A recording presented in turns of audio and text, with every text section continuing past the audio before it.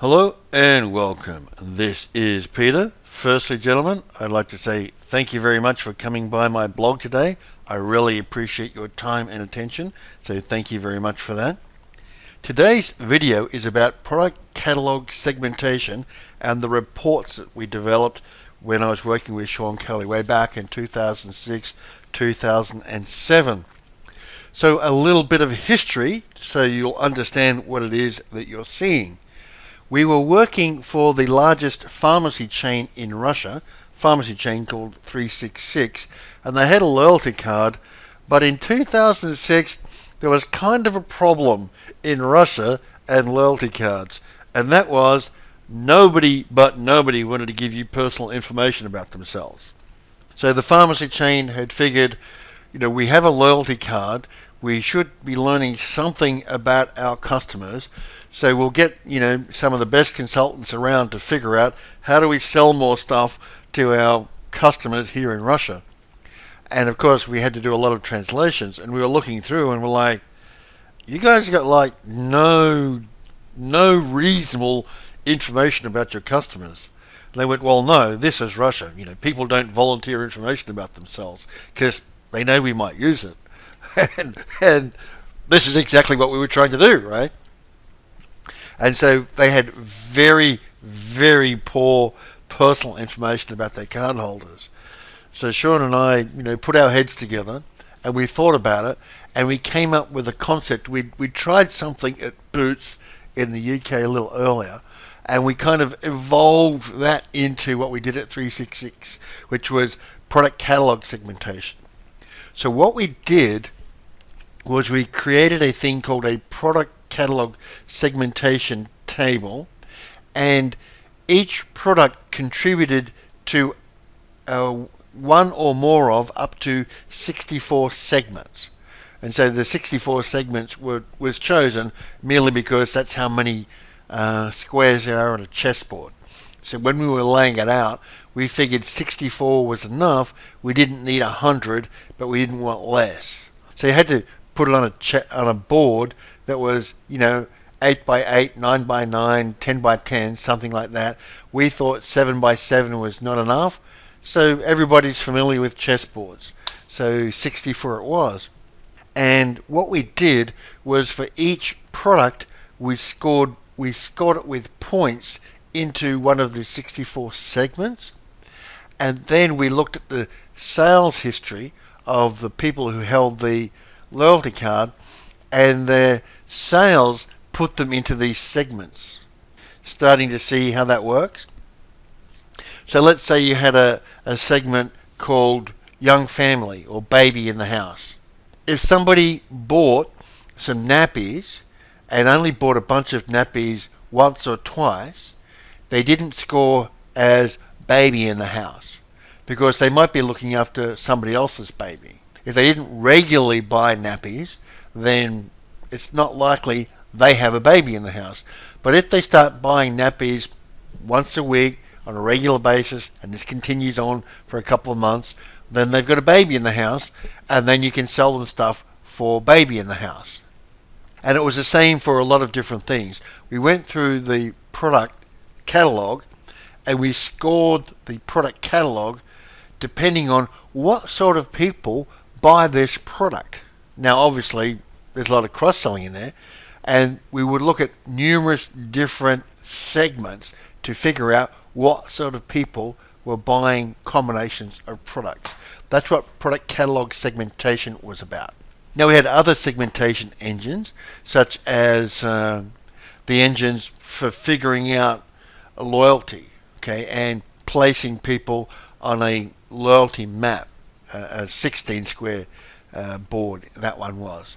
So we had a lot of different ways of segmenting people. But the product catalog segmentation, man, this worked really well.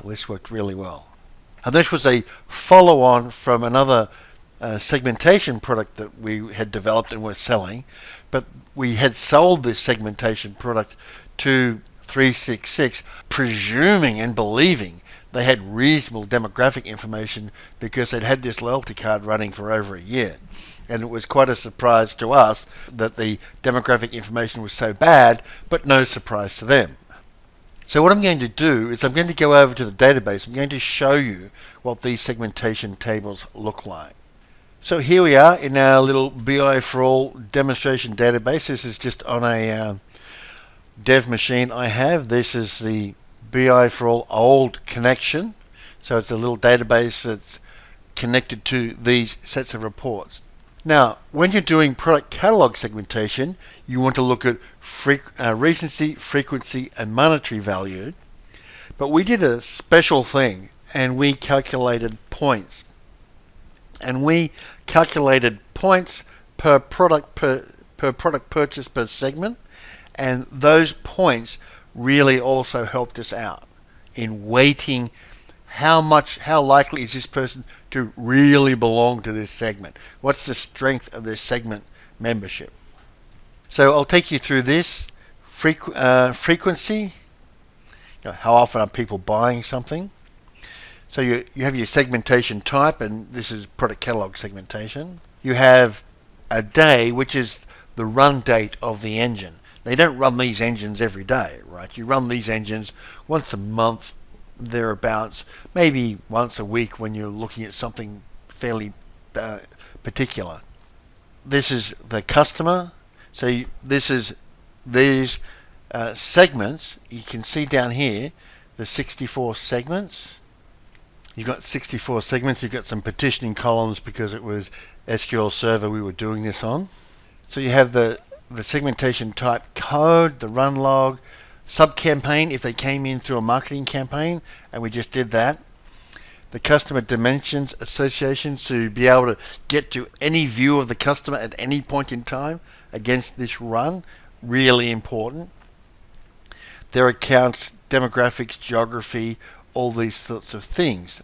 Now in terms of segmentation runs, segmentation models, one of the things that we did, you might not understand this, if you haven't done a lot of customer segmentation and this sort of product catalog segmentation, one of the things you likely don't know is if you want 5 opinions about how a segmentation model should work, talk to 4 analysts in the segmentation model area. They'll give you 5 different opinions. Everyone has a different opinion about the algorithms that should be used in the segmentation engines.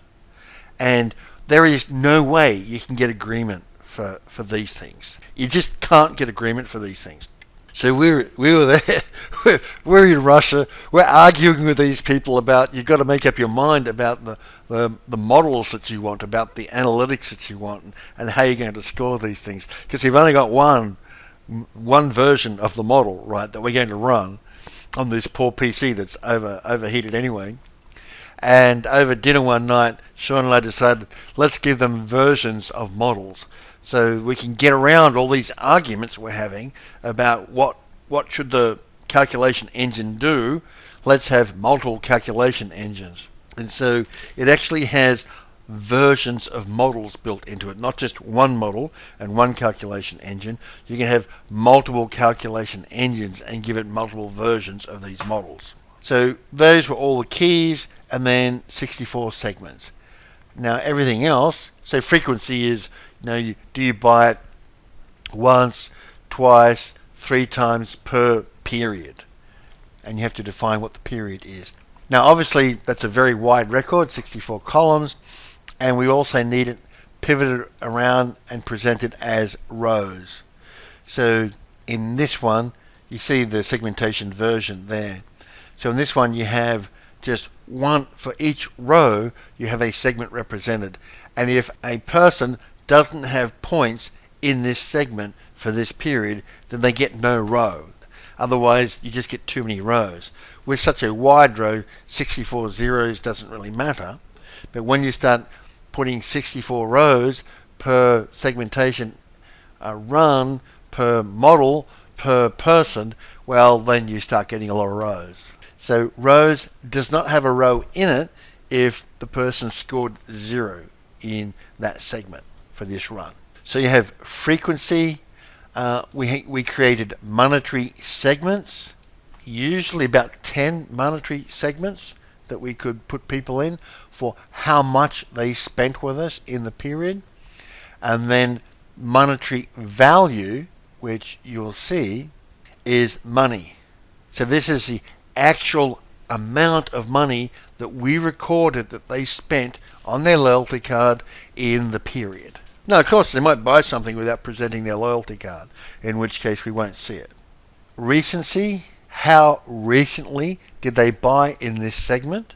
Is it the last week, 2 weeks, 3 weeks? Or if you want to implement days, you could do recency in days, although days is probably a bit much. We tend to use weeks when we're looking at recency. And points. I want to go to points. So this is all these keys and the number of points they scored in this segment. So you have recency, frequency, monetary segment, monetary value, and then points. And points was really important because with points you could take care of such things as discounts and varying prices in various regions. I don't know if you know, but in Russia, you buy the same thing in Moscow versus the same product out in the boonies. What was it? Uma or something else like that was the place where we were selling these things, and the same product is like 3 times the price in Moscow. For the nice areas of Moscow where people are significantly wealthier than out in the boonies in Russia, product prices are quite different because obviously rentals and salaries and all these things are very different as well. As the joke used to be when we were there, there are 2 Russias. There is Moscow, and then there is the rest of Russia, and they're very different today. In 2006, they are very different. So points allowed us to normalize things over the different regions for the different values of things being purchased, the different price of the products being purchased. And then on top of all that, we created statistics. We took all that information and created statistics for weight of membership inside this segment. What statistics do we want to create? And we had different statistics. And how would we create that statistic for all this information that we have? And then calculate that statistic and put it away. And mostly it was around weighting of membership in a segment. And obviously we had a whole bunch of code to do all this sort of stuff. What we were doing was we were taking the sales transactions and the campaign analysis and things like that. We're taking all those things and putting them through this segmentation engine and calculating all these things and putting them into the segmentation tables. And what we were trying to do was trying to figure out next best offer. What should we be selling to these loyalty card holders? What's the next offer that we should be making? Quite frankly, gentlemen, it was spectacularly successful. Okay, like unbelievably successful. What we decided to do in the end, we went through the product catalog and we were experimenting. And what we decided to do was to sell women's makeup, women's cosmetics, because it was quite good margin on women's cosmetics. And of course the women would get their money from the husband to buy the cosmetics. So there was more money available for women to buy cosmetics than nappies or things like that. So we were working on selling women's cosmetics, and it was really successful, figuring out which cosmetics we would offer to which women, and then making that offer through, we used vouchers. We were getting about 30% sustainable purchase rates. So we would offer some vouchers, which the women would go get the freebies, and then after the 3 freebies, we would get 30% continuation for buying the actual product at the retail price. So pretty good. That's pretty good. So what I'm going to do now is go across to the reports. So here we are in the old folder in English. We're going to go into segmentation analysis. And you can see we've got 20 reports in here going through all the different areas. So the first thing we'll do is just look at segment points. And it's the first we want. I'm going to say yes. So you can see segmentation type. You have demographic, PCS, socioeconomic. You can have model versions. So as I said, you could say, let's do 3 different versions of this and see which one is most predictive. So you have many versions. You have the 64 segment codes with 0 being totals. You can run it multiple times, okay, on one day. So what we built was, on one day you could have multiple model versions run multiple times, and you could store that and do run-to-run comparisons. Then all the normal things of the company, the channel, the economic block, country, country regions, states, things like that, down to county. It goes all the way down to city. So you could run all these things and then analyze by city, states, countries, counties, all these sorts of things for your segmentation analysis. So we'll just hit points. We'll hit yes. And of course, there's not much data there because this is quite hard to create data for. So we just have a couple of segments, 9 customers in each segment with a number of points and the points per customer within segments. So noticing that we've got all the points in all the segments for all the customers.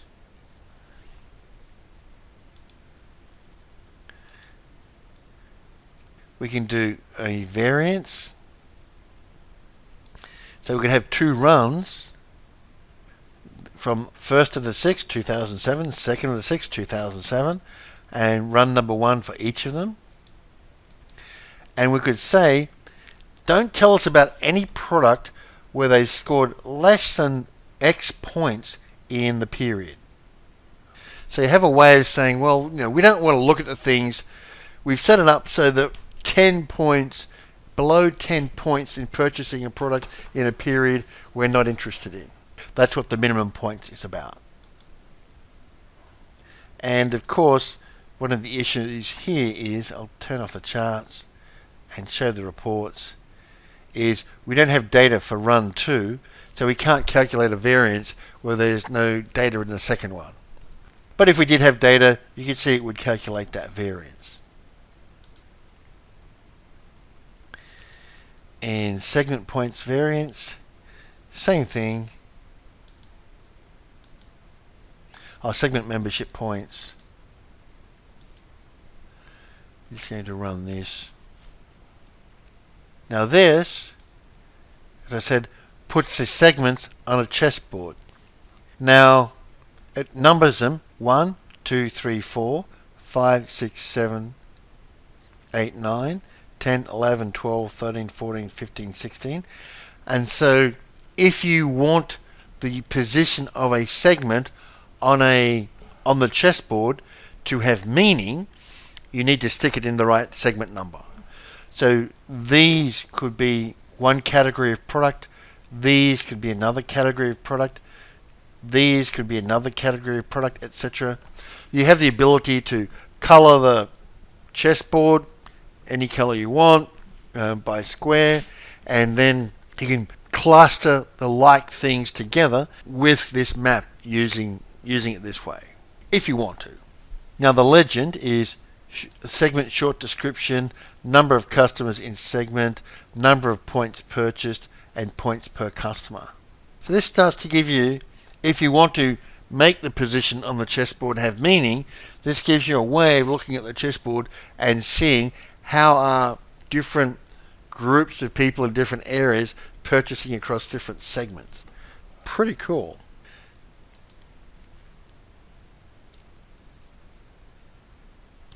And then the D report is segment membership points variance, where we would pick 2 runs. And we hit yes. And again, this is not going to show interesting data, but it's going to show you an interesting report. I'll go down to the bottom and show you the legend. Blowing it up a bit, it is segment short description, then base number of customers in segment, base number of points purchased, base points per customer, then the delta number of customers in segment, delta number of points purchased, delta points per customer, and then the percent change in those things. So you could see how many customers, how many points purchased, points per customer, then the next lot, and then the change, the delta. That's what this report was about. And I just changed it to be the size. So that was pretty cool. Yeah, so that was pretty cool, being able to see the delta from one run to the next run of membership. So when you were running campaigns and you're trying to get people to, we were trying to get these women to buy this women's cosmetics, we could see from time to time, periods that we were running these things, if more people were buying in that segment. And by buying, we also mean redeeming their vouchers to get the freebie. Because to get the freebie, they had to redeem the voucher with their loyalty card. Okay, we could see them redeeming their vouchers. So then we have the same thing for recency, though we don't have the deltas. So for recency, we'll just go over to here, and you can see PC segment, recency, number of customers. Now this was weeks. So how recently did they buy something across the weeks?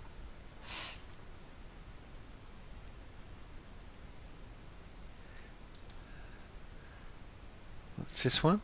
Can't remember what this one is offhand. Segment membership recency. I'll have a look when it runs. Oh, I should change that to 1. Ah, here we go. This is a segment recency with a chart. Same thing, only with a chart on it this time. And then the recency variance, if we pick 1, yes, what we can see is the recency, the segment, run 1, run 2, and the variance in number of customers, and the percent variance change. So when number of customers is 0, it gives you 0.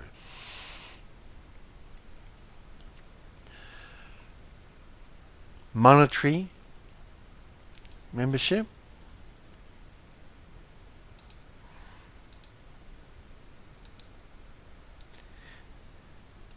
This is going to show you the monetary segment and the number of customers, and then the monetary amount.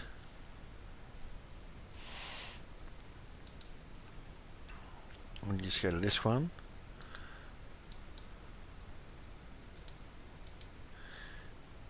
And we'll hit view report. And this shows you a monetary value by monetary segment. It's going to count the customers there. Now also in monetary value we have this one.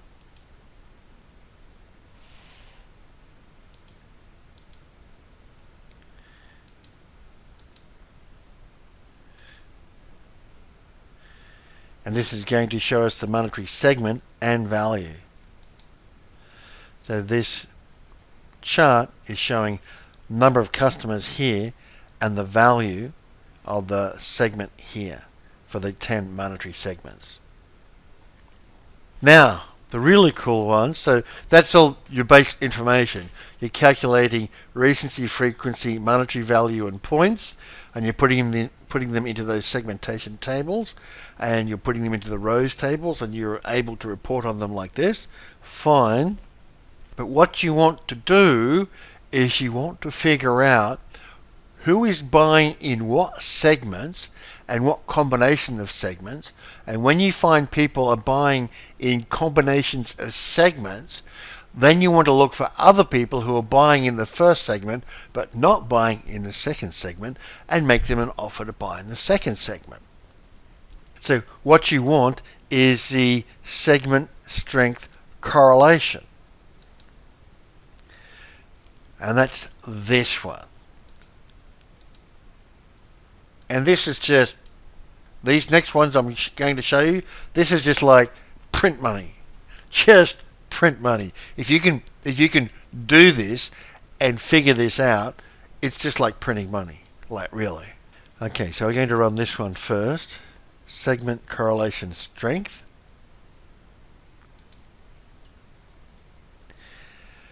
So what you see across the top is these are the 64 segments. And then down the left hand side, these are the 64 segments on a couple of pages. If I need to go to page 2 to get the second lot. So you've got the 64 by 64, and in the middle, these numbers are from the statistics table, and they're giving you the correlation strength of the segments. From this segment, what correlates in strength in purchase across for that segment. So if you're in a retailer, like not a chemist chain, pharmacy chain, one of these might be children or babies in the house, and another one might be pets in the house. And you would look for people, is there a correlation between people with babies and people with pets? And there is to an extent. People with small children tend to have pets. So this segment correlation strength, you're starting to look for what segments are purchased together. The same people are purchasing strongly in multiple segments in this correlation.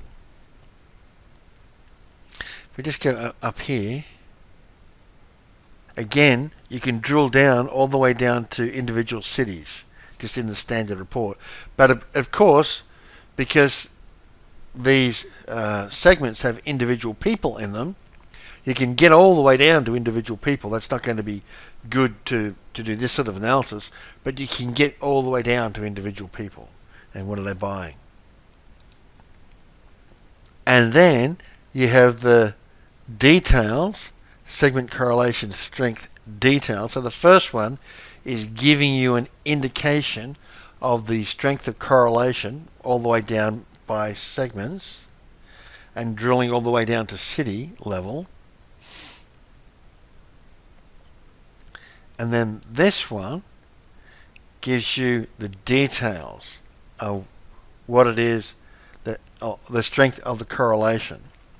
So we'll go down to the bottom to the legend, and I'll show you the legend. The legend is the number of customers in a segment, the monetary value purchased, the number of points purchased, and then the segment statistic from the previous report.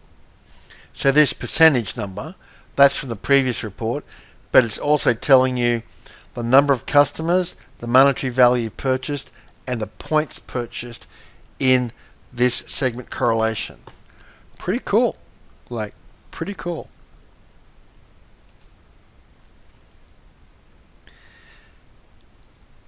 And then the variances.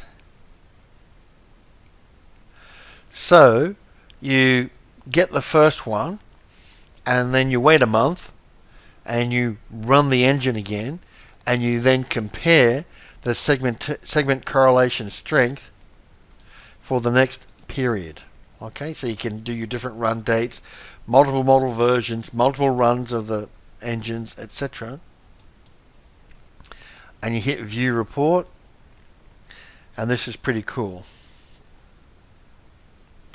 So we're just going to minimize that. And you can see there's more numbers here. We'll scroll to the end so that you can go see what is it generating. So the legend tells you base number of customers who purchased in both segments, base value of spend for customers who purchased in both segments, base number of points for customers who purchase in both segments, base level of statistic type for customers who purchase in both segments. Then from run to run, and usually this is calculated on around a monthly basis, the delta and then the differences, percentage and amount differences. So let's say I'm running campaigns, in different cities to try and move people towards buying the products that I'm looking at selling. I can see on this chart the change in strength of relationship for different cities where I'm running campaigns and not running campaigns. And I can see the effectiveness of the campaign relative to cities where the campaign's not running.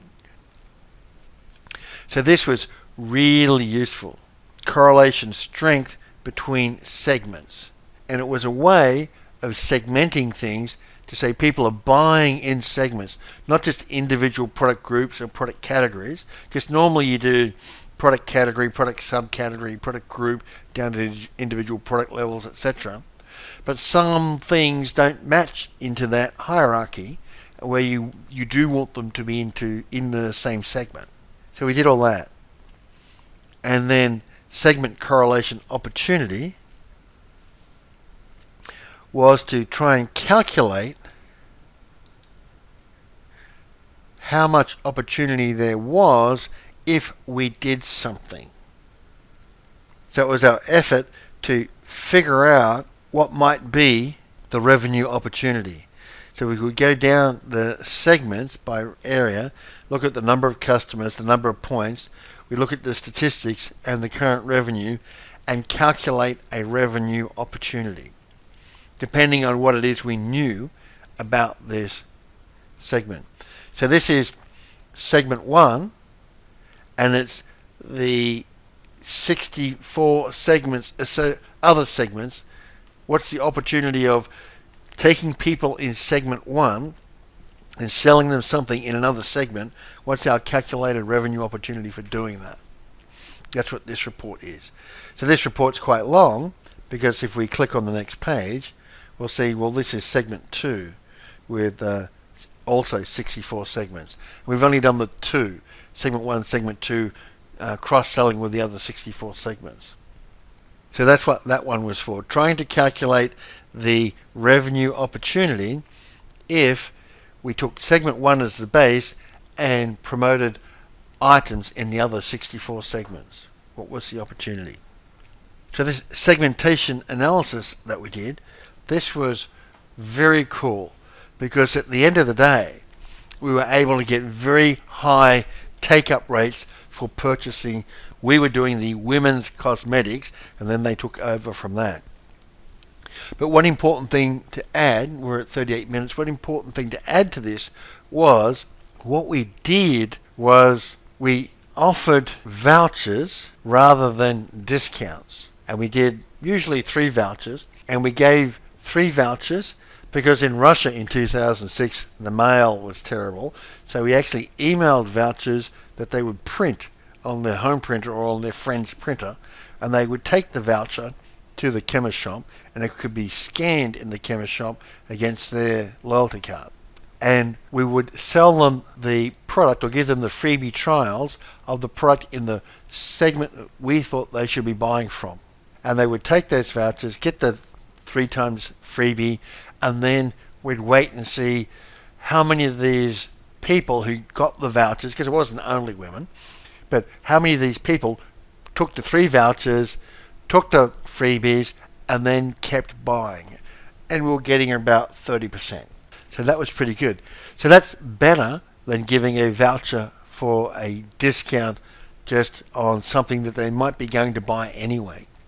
What we were looking for was people who were buying in a first segment, who were not buying in the second correlated segment, and offering them a product in the second correlated segment that we thought they would like to use. That's how we did our product catalog segmentation. We knew almost nothing about these people. They gave us no information about them. We had to do all this segmentation analysis. The reason we called it product catalog segmentation was we had to do all this segmentation analysis about the customer without the customer giving us any information. Just what it is that they're buying, and figuring out who they are and what they like from what it is that they're buying, not by their attributes, but by the correlations of other people buying similar things in a similar segment, and then their purchase patterns into other segments. Then we would figure out the people who we thought could be buying from the other segment and making them the voucher offers into the other segment. And it was great. It worked. It worked really, really well. But obviously you've got to be in a consumer business selling a fairly wide range of products for this thing to work, for the product catalog segmentation engine to work properly. But this was really cool. When we did this, I was really impressed with the results. We built all these reports. We provided them all to 366, and they went on and they were happy campers. And Sean and I were planning on selling these to a lot of different people. Just didn't work out that way. Now, sales analysis, the reports in sales analysis are so standard that you've seen them before in other people's demonstrations. So we're not going to do sales analysis. So we've done, in the prior video, campaign analysis, and now we've done segmentation analysis. Okay? Now I hope you really liked that, a little insight into the segmentation engine that we developed and the reports that we put over the top of it. We would show people those things in the retail area and they go, wow, you mean we don't need to collect all this personal information?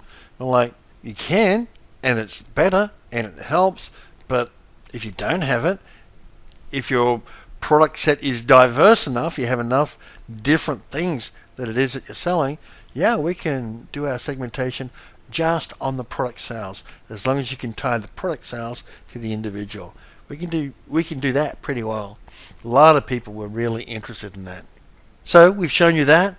Obviously there's a data model under it. There's a bunch of reports over the top. As I said, if you go down on this blog post, you'll find a button to say go get the source code for these reports. You can go and have a look at them. You can go look at all the stored procedures underneath all those reports to go get all that information. Obviously they're sitting on top of that data model. Obviously you don't have the data model to be able to look at this, but if you like the reports and look at the stored procedures, like the reports and understand, oh, this is what it's doing, and you want to take a look at the data model, that's fine. For this one, it's all in the code. The code and the underlying views to generate, to drag data out of that and put it into tables. That's all in the source code for all this.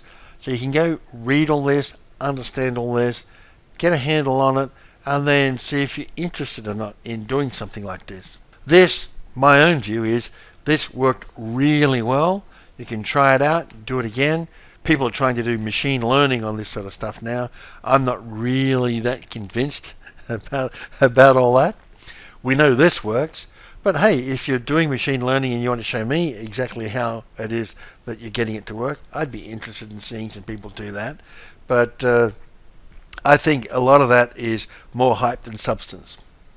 So with that, I'd like to say thank you very much for your time. I really appreciate that you spent your time listening to what it is I have to say and taking a look at these reports. So thank you very much for your time. I really appreciate it. Thank you for listening, and bye for now.